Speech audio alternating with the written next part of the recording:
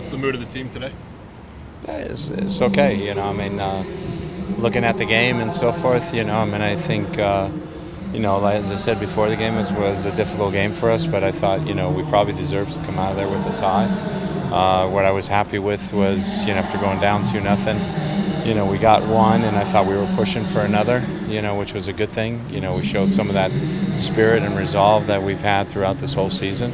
And we just got to continue to do it. They were obviously highly motivated. They played a good game. We ran into a couple of teams lately that have played their best or close to their best games against us. And if it takes somebody's best game to beat us, they're not always going to be able to bring that best game every time, especially when rest and everything else is equal. So,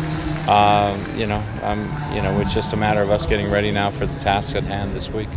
A lot of different guys making appearances over the last week. How important has your guys' depth been with this crowded run of games?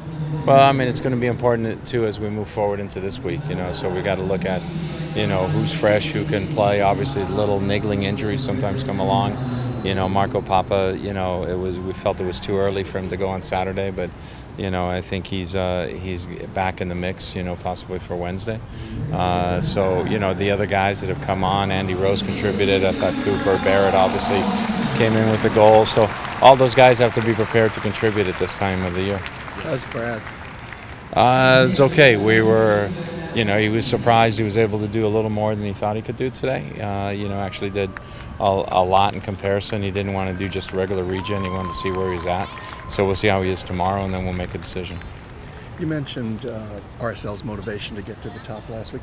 This week you're playing a couple of teams that are aiming to get into the playoffs. Or are those motivations different somehow? Motivations are, for those teams are whatever, motivates them, and obviously for them it's making the playoffs.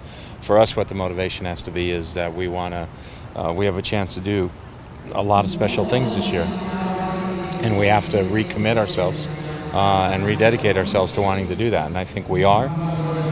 I think we are a committed team, and I think we are dedicated to those goals, and we got to realize that this can be a very special year. We're in an Open Cup final.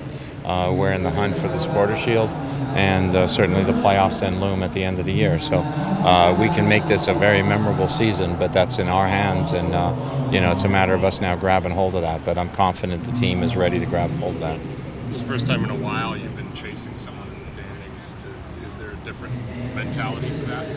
Yeah, I mean, it's for us, like I've always said, it's always about individuals playing well. When individuals play well, teams play well. And then we move forward from there. So I don't think we look at the standings and say, hey, we're a point behind them or whatever, or we got games in hand.